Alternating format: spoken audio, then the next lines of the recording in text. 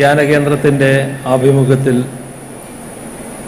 വിവിധ ജീവകാരുണ്യ പ്രവർത്തനങ്ങളുടെ ഉദ്ഘാടനമാണ് ഇന്നിവിടെ നടക്കുന്നത്. കിടപ്പ് രോഗികൾക്ക് പരിചരണം നൽകുന്ന പുനരധിവാസ പദ്ധതി, 141 സാന്ത്വന കേന്ദ്രങ്ങളുടെ രജത ജൂബിലി ആഘോഷം,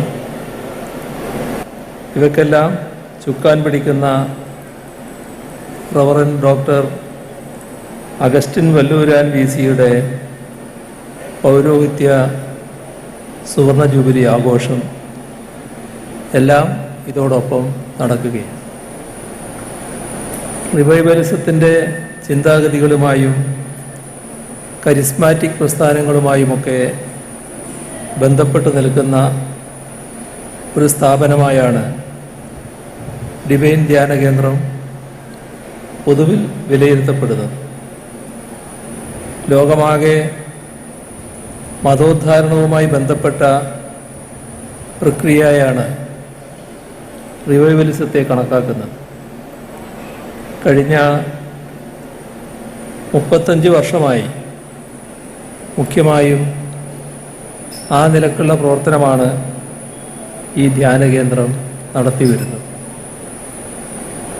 ഈ പരിപാടിയുമായി ബന്ധപ്പെട്ട് പുറത്തിറക്കിയ ക്ഷണപത്രത്തിൽ ഡിവൈൻ ധ്യാനകേന്ദ്രത്തിൻ്റെ പ്രവർത്തനങ്ങളുടെ മറ്റൊരു വശം വ്യക്തമാക്കുന്ന ഒരു ബൈബിൾ വചനം ഉൾക്കൊള്ളിച്ചിട്ടുണ്ട്.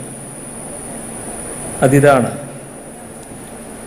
ഉദ്ധരിക്കുകയാണ് ഞാൻ: എനിക്ക് വിശന്നു, നിങ്ങൾ ഭക്ഷിപ്പാൻ തന്നു; ദാഹിച്ചു, നിങ്ങൾ കുടിപ്പാൻ തന്നു; ഞാൻ അതിഥിയായിരുന്നു, നിങ്ങൾ എന്നെ ചേർത്തുകൊണ്ടു; നഗ്നനായിരുന്നു, നിങ്ങൾ എന്നെ ഉടുപ്പിച്ചു; രോഗിയായിരുന്നു, നിങ്ങൾ എന്നെ കാണുവാൻ വന്നു; തടവിലായിരുന്നു, നിങ്ങൾ എൻ്റെ അടുക്കൽ വന്നു. ഇതാണ് ആ ബൈബിൾ വചനം. ആ ബൈബിൾ ഭാഗത്തിൻ്റെ തുടർച്ചയായി ഒരു കാര്യം വ്യക്തമായി രേഖപ്പെടുത്തിയിട്ടുണ്ട്. എൻ്റെ ഈ ഏറ്റവും ചെറിയ സഹോദരന്മാരിൽ ഒരുത്തന് നിങ്ങൾ ചെയ്തിടത്തോളം എല്ലാം എനിക്ക് ചെയ്തു എന്ന് ഞാൻ സത്യമായിട്ട് നിങ്ങളോട് പറയുന്നു എന്നതാണ്. ഇവ രണ്ടും ചേർത്ത് വായിച്ചാൽ സമൂഹത്തിലെ പാർശ്വവൽക്കരിക്കപ്പെട്ടവരോടും അടിച്ചമർത്തപ്പെട്ടവരോടും എന്ത് സമീപനമാണ് സ്വീകരിക്കേണ്ടത് എന്ന് ആ ബൈബിൾ ഭാഗം വ്യക്തമാക്കുന്നുണ്ട്. യേശുവിൻ്റെ പഠിപ്പിക്കലുകളിൽ ഏറ്റവും പ്രധാനപ്പെട്ടതായി പല ദൈവശാസ്ത്രജ്ഞന്മാരും കണക്കാക്കുന്ന ഒരു ബൈബിൾ ഭാഗമാണ്.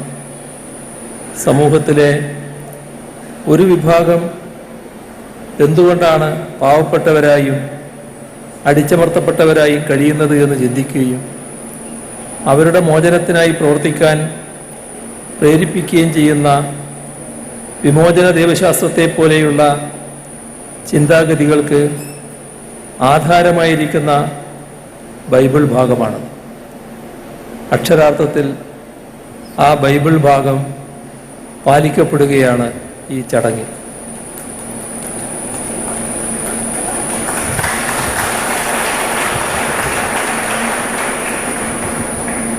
പതിനാല് സാന്ത്വന കേന്ദ്രങ്ങളും 100 കിടപ്പ് രോഗികളെ പരിചരിക്കുന്ന വയോമിത്രം പുനരധിവാസ പദ്ധതിയും മറ്റും എല്ലാം ഇതിൻ്റെ ഭാഗമാണ്. അതിൻ്റെ എല്ലാം ഭാഗമാകാൻ കഴിയുന്നതിലുള്ള സന്തോഷം കൂടി രേഖപ്പെടുത്തട്ടെ.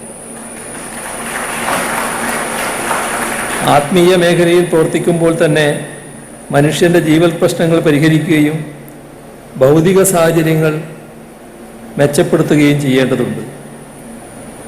ഇതാണ് ഈ ധ്യാനകേന്ദ്രം കരുതുന്നത് എന്നാണ് കണക്കാക്കേണ്ടത്. പാവപ്പെട്ടവരോടും പാർശ്വവൽക്കരിക്കപ്പെട്ടവരോടും അടിച്ചമർത്തപ്പെട്ടവരോടും ഡിവൈൻ ധ്യാനകേന്ദ്രം പുലർത്തുന്ന അതേ സമീപനം തന്നെയാണ് ആ വിഭാഗങ്ങളോട് കേരള സർക്കാരും പുലർത്തുന്നത്. ഹരിത കേരളം, ആർദ്രം, ലൈഫ്, പൊതുവിദ്യാഭ്യാസ സംരക്ഷണ യജ്ഞം തുടങ്ങിയ മിഷനുകൾ മുതൽ ഭൂരഹിതരില്ലാത്ത കേരളം മുതൽ അതിദാരിദ്ര്യ നിർമ്മാർജ്ജനം വരെയും അതിൻ്റെ ദൃഷ്ടാന്തങ്ങളാണ്. ലൈഫ് മിഷൻ മുഖേന ഇതിനോടകം സംസ്ഥാന സർക്കാർ 4 ലക്ഷത്തിലധികം വീടുകൾ പണിത് നൽകിക്കഴിഞ്ഞു. ഇതുകൂടാതെ മത്സ്യത്തൊഴിലാളി വിഭാഗത്തിൽപ്പെട്ടവർക്കായി പുനർഗേഹം പദ്ധതി അടക്കമുള്ളവ നടപ്പാക്കി വരുന്നുണ്ട്. ഇതിനെല്ലാം പുറമെയാണ് വ്യക്തികളും സന്നദ്ധ സംഘടനകളും രാഷ്ട്രീയ പ്രസ്ഥാനങ്ങളുമെല്ലാം ഭവനരഹിതർക്ക് വീട് വെച്ച് നൽകാൻ തയ്യാറാകുന്നത്. ഭൂരഹിതരില്ലാത്ത കേരളം എന്ന വാഗ്ദാനം നിറവേറ്റാനായി വിവിധ ജില്ലകളിലായി നടന്ന പട്ടയമേളകളിലൂടെ 3,60,000 പേർക്കാണ് കഴിഞ്ഞ 8 വർഷം കൊണ്ട് ഭൂമിയുടെ മേലുള്ള ഉടമസ്ഥാവകാശം ഉറപ്പുവരുത്തിയത്. അതിദാരിദ്ര്യ കുടുംബങ്ങൾ 64,006 കുടുംബങ്ങളെ അതിദാരിദ്ര്യത്തിൽ നിന്ന് മോചിപ്പിക്കാനുള്ള നടപടികളാണ് സ്വീകരിച്ചു വരുന്നത്. അടുത്ത വർഷം 2025 നവംബർ 1 നമ്മുടെ സംസ്ഥാനം ഒരു അതിദാരിദ്ര്യ കുടുംബവും ഇല്ലാത്ത സംസ്ഥാനമായി മാറും എന്നതാണ് നാം കണക്കാക്കിയിട്ടുള്ളത്. 60 ലക്ഷത്തോളം പേർക്കാണ് മാസം തോറും സാമൂഹ്യ സുരക്ഷാ പെൻഷനുകൾ നൽകുന്നത്. പൊതുവിദ്യാഭ്യാസ സംരക്ഷണ യജ്ഞത്തിലൂടെ നമ്മുടെ വിദ്യാലയങ്ങളെയും വിദ്യാഭ്യാസ സമ്പ്രദായത്തെയാകെയും നവീകരിച്ചു.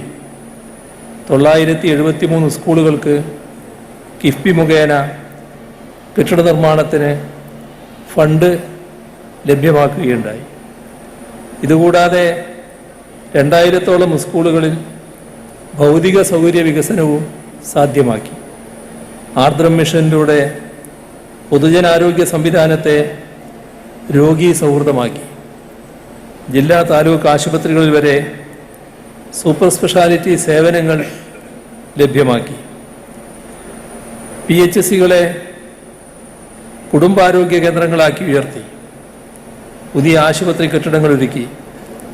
കുറഞ്ഞ ചെലവിൽ ക്യാൻസർ രോഗത്തിന് മരുന്നുകൾ ലഭ്യമാക്കുന്ന പ്രത്യേക കാരുണ്യ ഫാർമസികൾ പ്രവർത്തനം ആരംഭിച്ചു.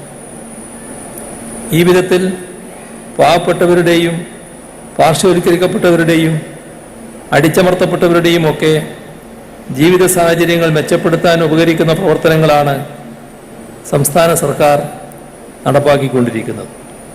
അതുകൊണ്ട് തന്നെ ഡിവൈൻ ധ്യാന കേന്ദ്രത്തിനും അതിന് പിന്നിലുള്ള വിൻസെൻഷൻ കോൺഗ്രിഗേഷനും അതിനെ ആശീർവദിക്കുന്ന കത്തോലിക്ക സഭയ്ക്കുമൊക്കെ സംസ്ഥാന സർക്കാരുമായും നല്ല രീതിയിൽ വ്യത്യസ്ത മേഖലകളിൽ സഹകരിക്കാൻ കഴിയുമെന്നതാണ് കാണേണ്ടത്.